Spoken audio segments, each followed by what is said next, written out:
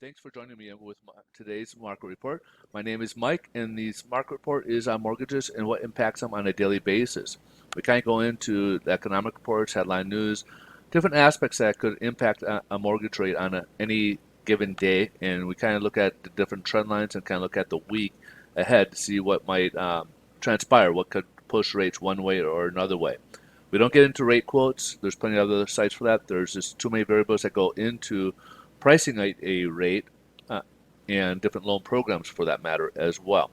If you like a personal rate quote, please feel free to reach out. A little bit about myself is I am a loan officer. I do work with a national lender, so we do loans in all 50 states.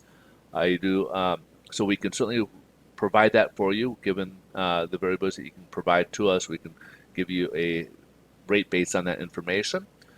We can also help you out with answering any questions. So please feel free to reach out on anything regards to mortgage programs out there, real estate, anything we can help you out with. We'd be more than happy to assist you with.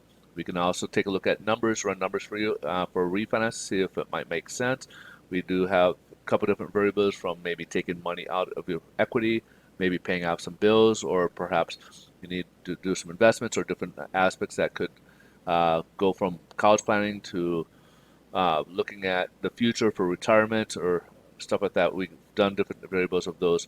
We've also gotten into helping people with their pre-approvals and buying their next property.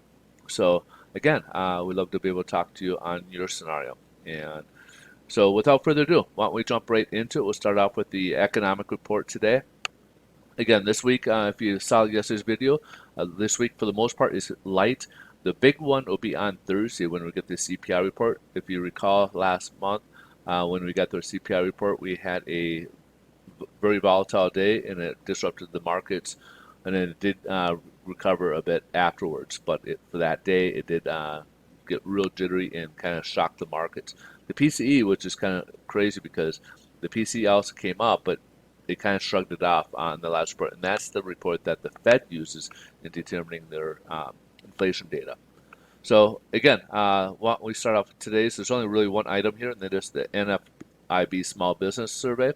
This is a survey that gauges the confidence level of small businesses. They are important primarily because they do make up the bulk of the employment here in the U.S.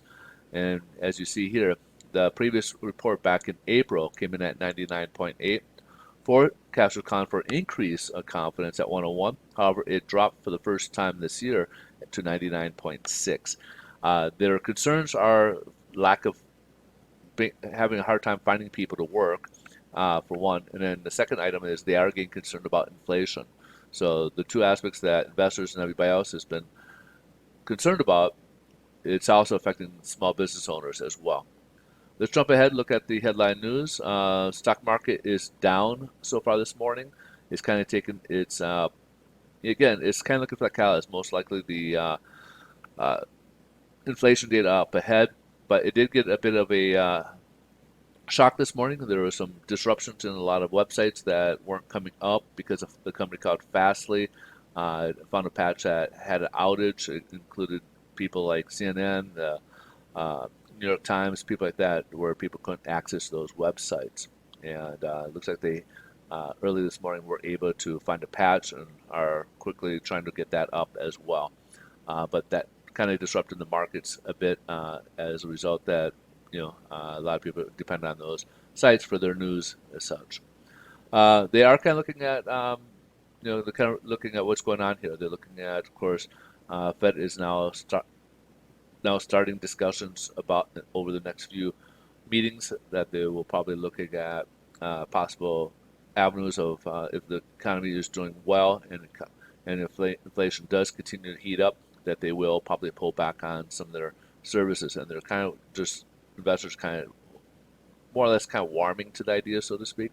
So they're not being as risky with their investments as some of these higher risk stocks because they know that the Fed will probably be pulling back at some point in the near future. So they don't want to get stuck with some risky stocks in the process when rates start going upwards. Let's see how this is affecting mortgage rates and how we're doing. So yesterday, we did start the day off. Yesterday when we did this report, we were down only 5 basis points. We ended up closing unchanged. still below the 25-day moving average. However, today we are jumping upwards. We were up higher, but we did pull back a little bit. So right now we're only up 6 basis points from where we left off yesterday. Not quite enough for a price improvement, but the day is still young, and it's possible we could get, perhaps it could break that open or not. So we'll have to kind of wait and see. We do got the 100-day moving average rate up ahead of us, and let's look at treasuries. Treasuries are testing the next level below. We're down to 1.53 right now. And as you see these hammers, these are something we do got to watch because, like the other one, they do have a sign that it's weakening. This is kind of strong here, and it could go the other direction.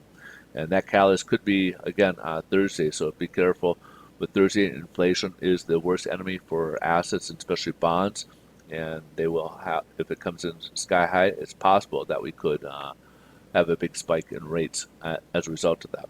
So that's typically what happens. But the last time, again, the CPI came in hot, but with the PCE, even though it came in hotter, they did shrug it off primarily because they are starting to listen to the Fed as they believe it might be transitory, meaning that it could be very temporary. It might be a few months, and then things will get back to normal once the supply chain works its way through and gets back to normal.